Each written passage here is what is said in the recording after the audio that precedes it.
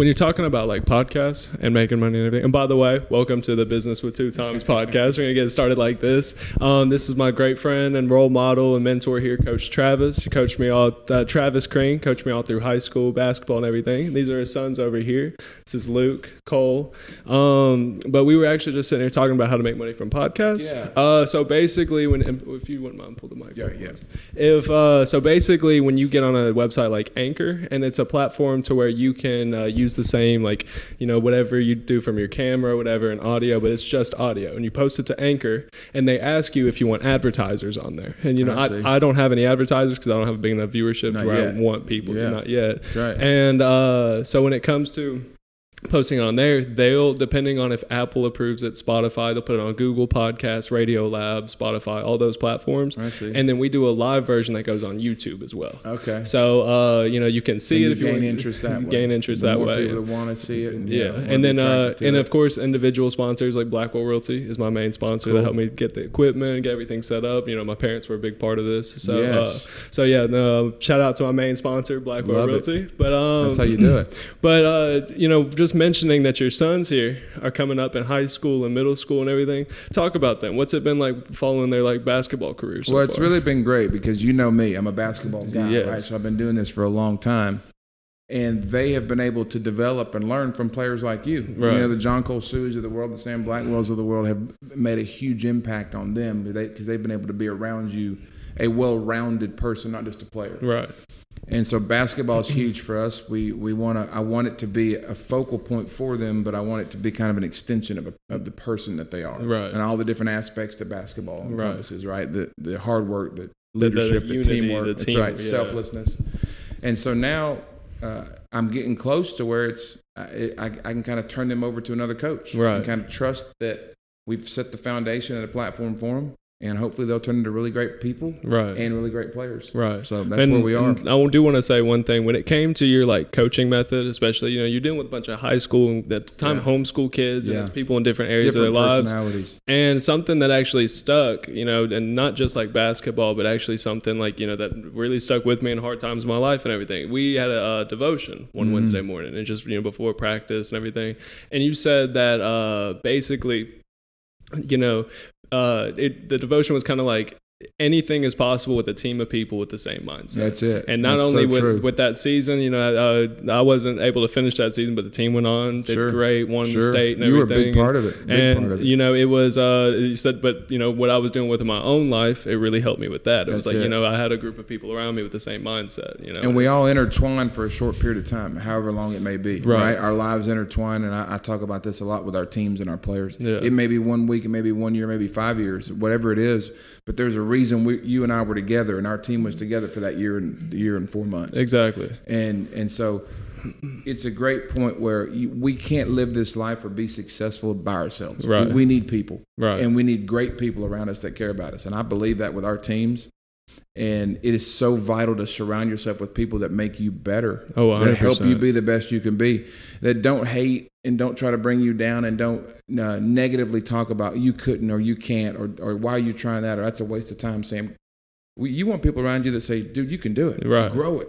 Make it happen. Right. Be the best at that. And that's the kind of people I want to surround myself with. Right. And those are the teams that the culture that we wanted to put into our teams every year.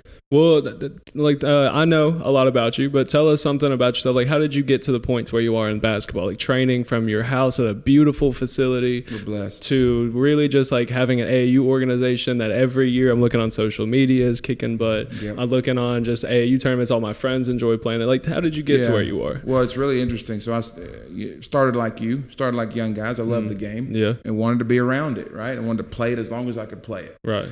So I signed a scholarship at Belmont, but then transferred down to a smaller school so I could play more. Right. Truly. And I wanted to get a youth ministry degree also, but I wanted to play more. Right. And I tell kids that do something you love. And for me, it was basketball and then play. Right. Don't sit at a large place and be part of something. I don't believe that's the best scenario. It's okay if people do. Yeah. But so I transferred down to play. Right. And it just developed such a sense of confidence, self-esteem, and almost an attitude where I can accomplish anything. Right. And then Byron Deal, my college coach, put that in me to say, you can be and do anything you want to do on any level. if you put the time in. Right. And then I was able to play there on a small scale, was All-American there, got to do 2 professional tours overseas, then came back, got a grad assistant job at Tennessee State, and just loved it. Wanted to coach it, wanted to teach it, wanted to be around it. And then it just grew and grew. One kid, we started training one kid, it led to over 100. We had one team, then it led to over 5 teams for LE. Then that connection led me to you and Tennessee Heat for 2 years, and look what we did with Tennessee Heat those 2 years. You know, the program grew. We had over 40 families in the program. Yeah. We had kids from all different socioeconomic and racial backgrounds. And before you came in, I remember we had, you know, we were at the point where we were playing, and no disrespect for the teams before, but we, you know, we did what we did. Like, we were exactly a homeschool team, just trying to be a homeschool team. So, but then when you came in, it was like, you know, the kids that weren't taking it seriously kind of wavered. You had brought your own equipment. Your practices were timed out. And it was like, have you seen Last Chance U? Yes, it's funny you say that because we've referred to that. Yeah, Coach Brown, like coming in and just that's right. We refer to our team. I talked about that in pregame with some coaches. I'd ask them the exact same thing. I'd say, "Have you seen that?" And that's kind of our team. Yeah. We had some guys that were the local, the guys that just wanted to play. Yeah.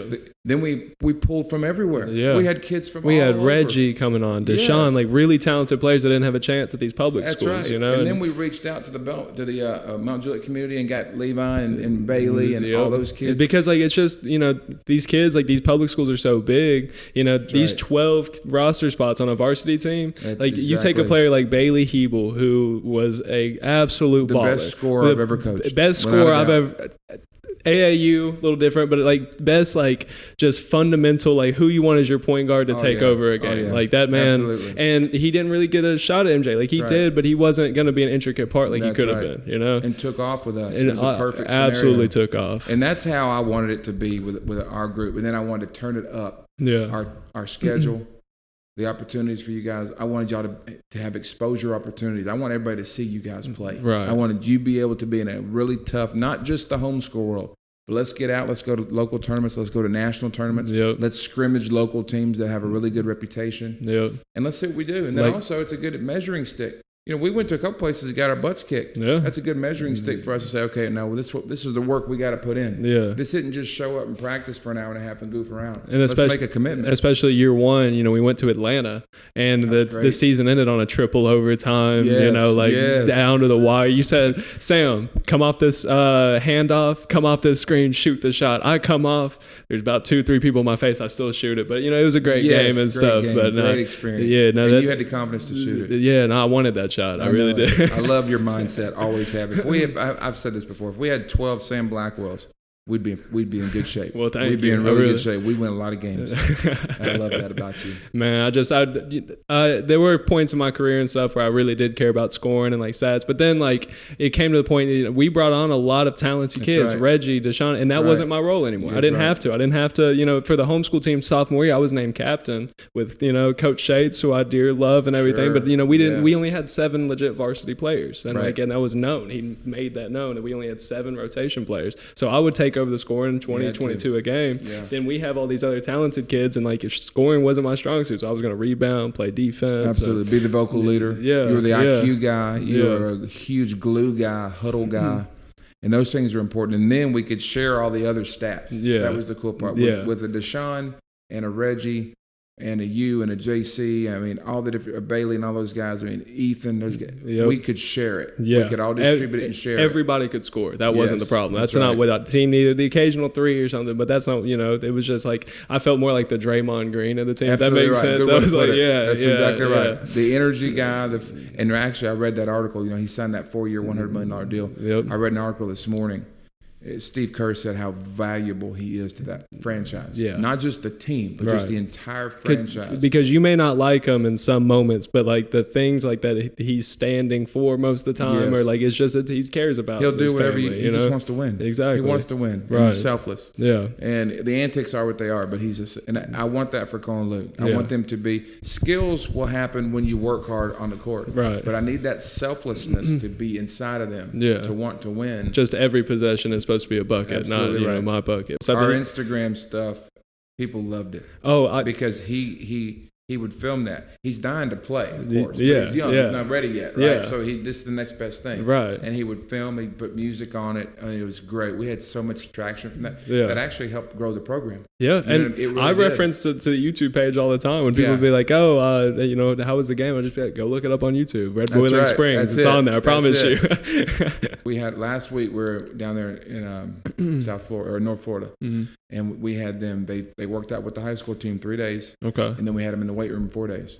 So it was a great productive week. And the basketball part was just scrimmage work. So no skill work. So it was good to get, sometimes it's good to get away from that skill stuff. Yeah, just awesome to play the game that you grew up playing. Go scrimmage. So they had 3 days with the high school team there, worked out 2 hours, 3 days, scrimmage, up and down, 5-on-5 full court. Then we had them in the weight room. And they love it. That's the thing. You don't have to drag them in. I got to drag them out. I got to be like, come on, we got to go home. Right. I'm not dragging them in going, come on, Luke, let's work out today. Right. They have it in them. Right. Which is exciting for me to see that, we've put that in them. And then guys like you and guys like, I always refer to JC because, and Deshaun especially, those guys are the ones that impacted them a lot. Oh yeah.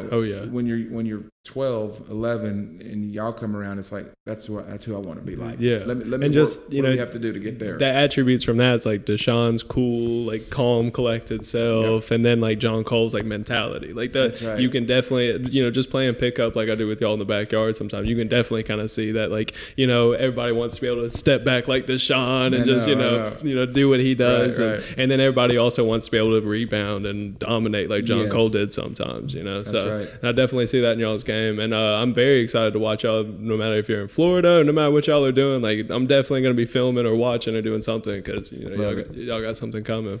But Coach, so what's kind of next for you? Like what do you think? We really want to grow. What I really want to do is continue to use basketball as that platform to impact as many people, as many players as we can. Right. And we've really grown the training this summer. So we got serious again and got real focused with our Lakeside League training program in March. Yeah. And it's grown. So now we've had over 100 new players this summer total that have come through the court. And we do sessions every night, 2 sessions at every evening at 6 p.m. And then in the mornings, 2 days a week, Tuesday, Thursday, we do that college group Cole was referring to. So we got an older, skilled college group. Then we do a Friday morning occasional group, but then we have the shooting machine that we use. So we get tons of shots up. So I want to just grow it. Yeah. And wherever we are, wherever we land, our family ends up landing permanently.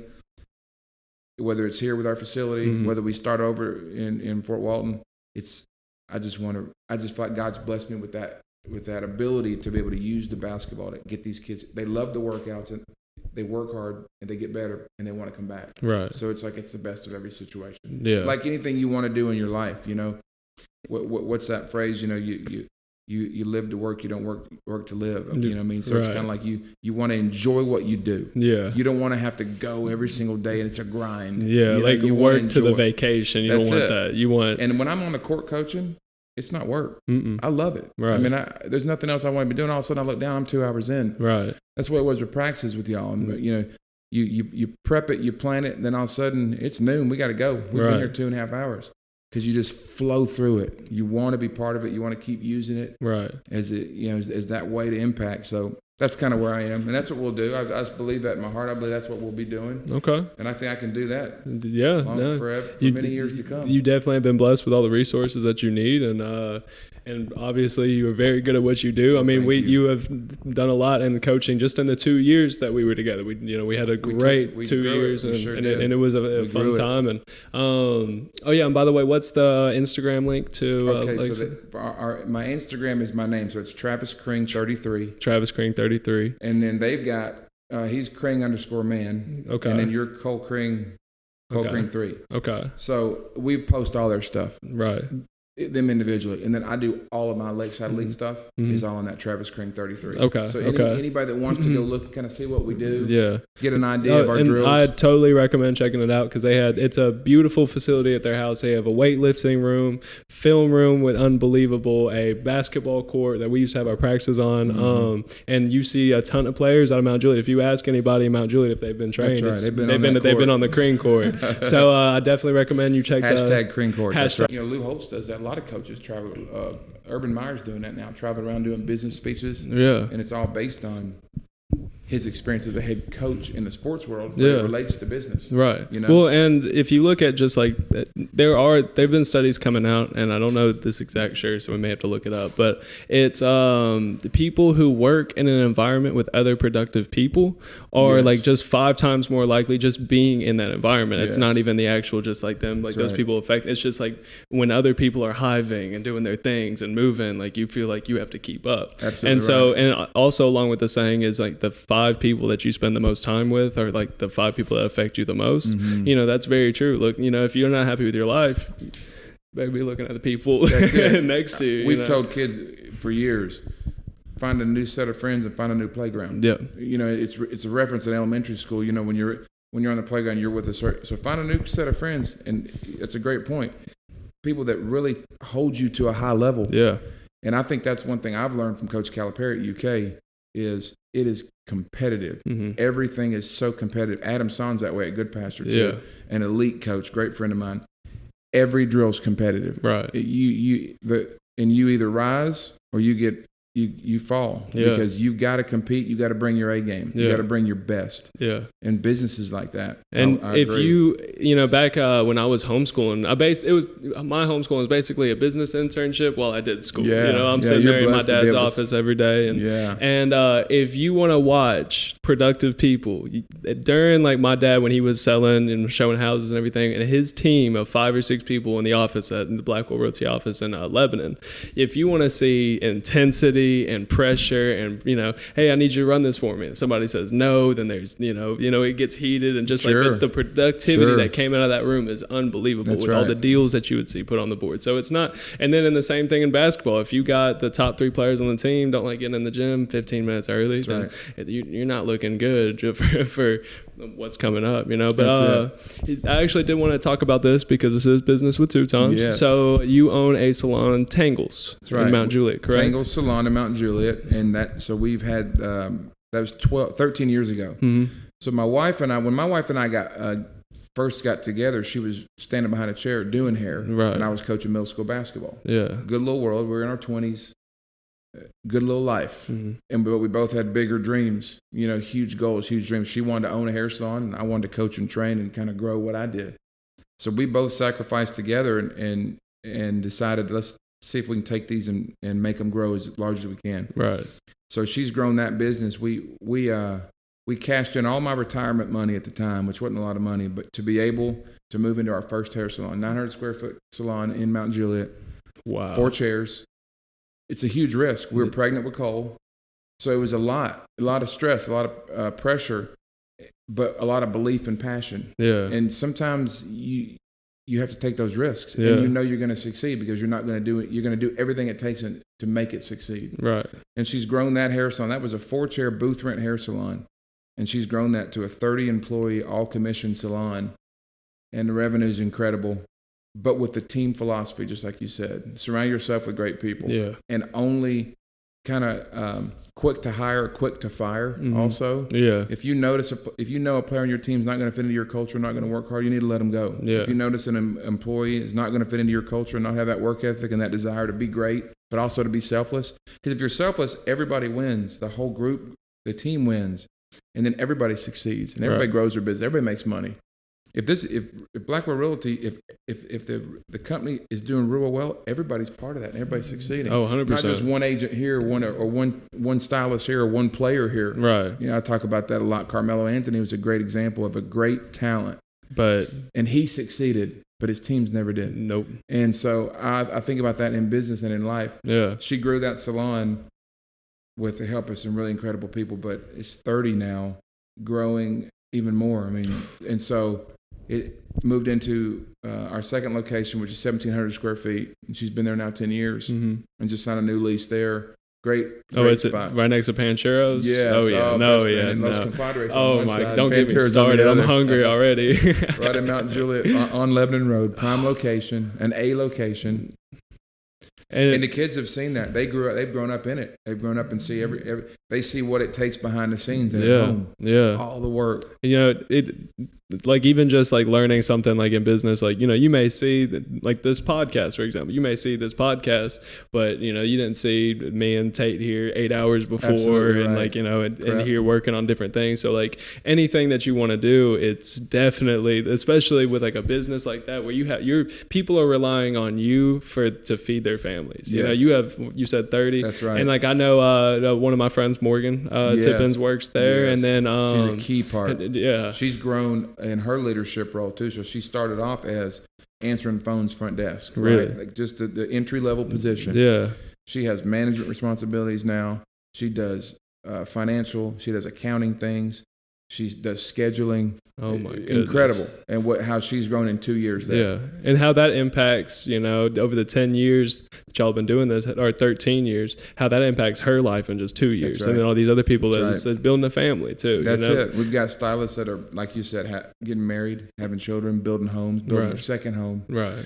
And we've played a role in all that to help them grow up. Yeah. To grow up from single first job stylist excited to now professionals, managing their life, managing career, which is cool. Do you know my friend Logan actually goes to Tangles a lot, and he's friends with Morgan as well, and he has long like blonde hair and it goes down his back and everything, and he always brags me all the time. He'll call me and be like, I'm going to see Kate 10 a.m. tomorrow. Yeah. I'm like, okay, go get you, and he's like, I'm getting the shampoo. And dude, it's the best place. If you're a single guy, come into Tangles. It's the best atmosphere. 100% right. You go a lot of beauty, a lot of fun, and then you leave with a great you'll love your hair. I just promise you'll be leaving smiling. That's right. All I can really say. Absolutely right. No, that's no awesome. Doubt about it. But so we're gonna open this up a little bit. So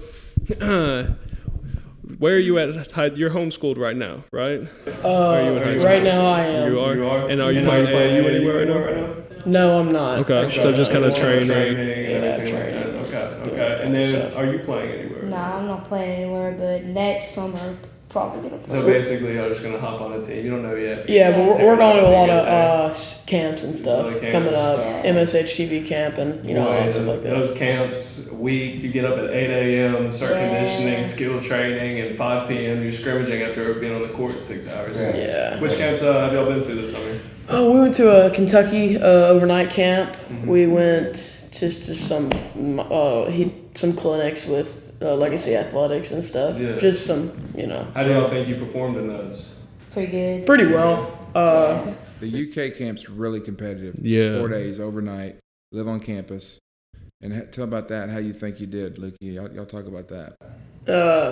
Yeah, I played up with some 17-year-olds and stuff, and Coach Robick, the assistant coach, was with us, and the players came in and watched, and we got to play in the practice gym and stuff. But it was really difficult. Did you get to meet a bunch of players? Oh yeah, but I think I performed well. I was like you, vocal leader, and I'd hit the open shot, I'd pass, I wouldn't turn it over. And especially like at the age you're right now, and Luke, you're about to be approaching it, but colleges, like, they won't approach you from like the process I went through. It's more like that they just write your name down. Like they see you make a full court beautiful pass, and they just write your name down and keep tabs on it. It's not that they're going to be like, you made that pass, come up to you and shake your hand. It's just they're in the stands and just, okay, that Cole, you made a between the legs pass I ain't never seen before. Like, it's just things like that. So what do you think you've taken from these camps? Like, what do you think you've learned about competition at the high school level? It's tough. Like, I mean, they're always good players, and you have to put the work in a lot and to be able to play with those guys and stuff. So that's what I've really taken. There's always someone better than you. I mean, you play in this, the Tennessee, you play in the AU tournaments, local, and then once you go to Orlando, and there's always some team better than you, a player better than you.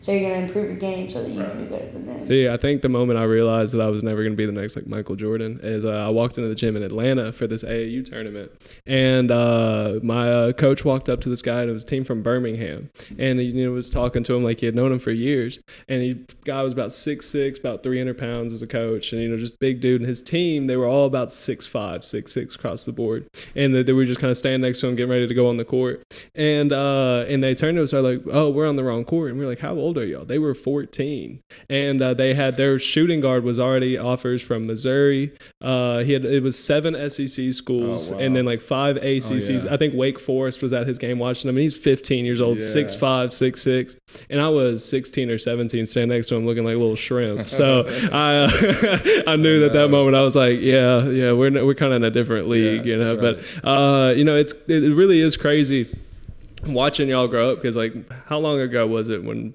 my junior year? Probably 3-4 years. And so y'all were little shrimps at the time too, playing with us, and I would bully Luke, of course, and then Cole would bully him. But I'm just kidding. But just watching y'all being able to practice with us and do every drill, and like y'all were small at the time, but you kept up. Like it wasn't like you dropped a ball, or you got hit in the head, or just something happened. But y'all that didn't phase y'all. It was just like, hey, that happened. I'm playing with high schoolers. They're throwing passes 90 miles an hour at my head, like, and y'all just kept working to that. And that reminded me when I was at Charlie Daniels when I was 7-8 years old. All afternoon with just people who play pickup all the time. It's just like, I embarrassed myself here, but I'm gonna keep going. I'm gonna make a good pass here, and I really respect y'all for that. And I think that I wish you well on your careers coming from here. So with film editing, is that something that y'all are interested in, or is that? I love to do it personally. I like to edit and I like to film, but I don't know if I want to do that as a career. Yeah. But I definitely like to do it as a side job. Maybe like, Well, just just a hobby, a passion. Definitely. Something that's there. Definitely. Luke, how about you? Yeah, I want to. I'm gonna try to have my mom film some of my games, make a mixtape. Okay. Try to put it out there so they just get on YouTube. YouTube fans, crossing up with somebody in the Orlando camp.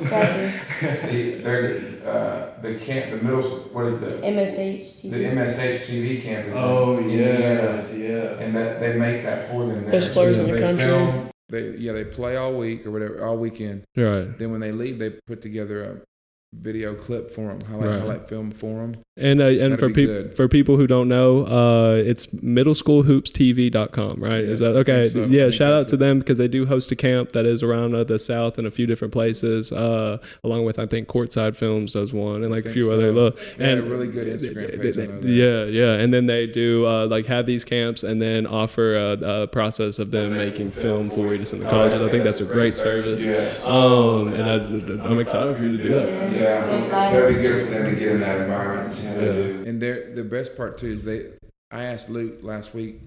He worked out with that high school team all week, and we were driving home. I said, "Luke, were you nervous and intimidated? Were you scared walking in?" He's like, "No, they have confidence. They're not confidence to be not an arrogance. Yeah, it's when they step on the floor, they know they can play. Yeah. And different levels, like he's talking about. There's going to be better players. Yeah. But same for you. You knew you could walk on the court and guard and shoot and help. Blended right in. Yeah, blend in. Exactly right. And so that's the thing that's great too about, because fear will paralyze you. Fear can really limit your opportunities and can paralyze you from taking chances and risks. And you can't be paralyzed by your fear. You got to go after it, and you got to fail and fail and fail and then succeed.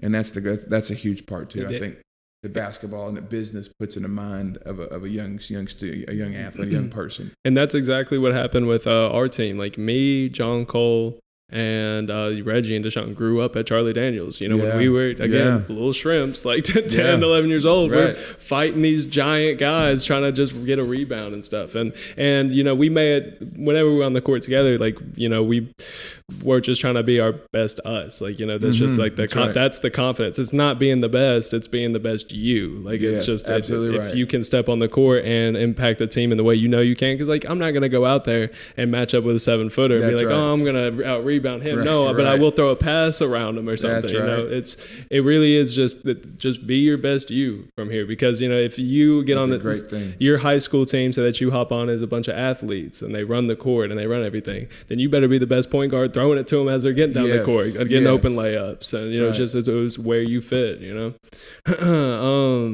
But do y'all have anything else you want to talk about? Anything on your mind? I think that's been great, man. We've encompassed a lot of things. I really appreciate the chance to talk about this. This is really good. It's great for them too to be in front of a camera. Yeah. That's huge. And it's coming soon. You can tell how comfortable you are. How you're so comfortable. And I want that for them. I want them to be able to be that way when opportunities come. Right. And it really just comes with practice, because as soon as like, you know, you come out of a great game in a camp and they're like, hey, we want to pull you aside for this little, you know, 1 minute excerpt for Instagram post or something. You're going to have to be sweaty and jersey and then film a little like emotional and just came off a loss, and they're going to push you. You know, they're going to be like, oh, so why'd you mess up, make that pass in the fourth quarter? And you got to be able to be like, well, it was just, you know, it wasn't the right pass for my team. You can't be saying anything reckless, can't be attacking. You know, you just have to be comfortable and level-headed. But, you know, y'all have been fantastic to have on the podcast, and I really appreciate y'all coming on. Appreciate you very much. And I want to give a final shout-out to my sponsor, Blackwell Realty, who helped me put this all together. I want to give a shout-out to Lakeside Elites, the AAU program, and make sure you check out their Instagrams. It'll be provided in the links below. And y'all have a wonderful evening.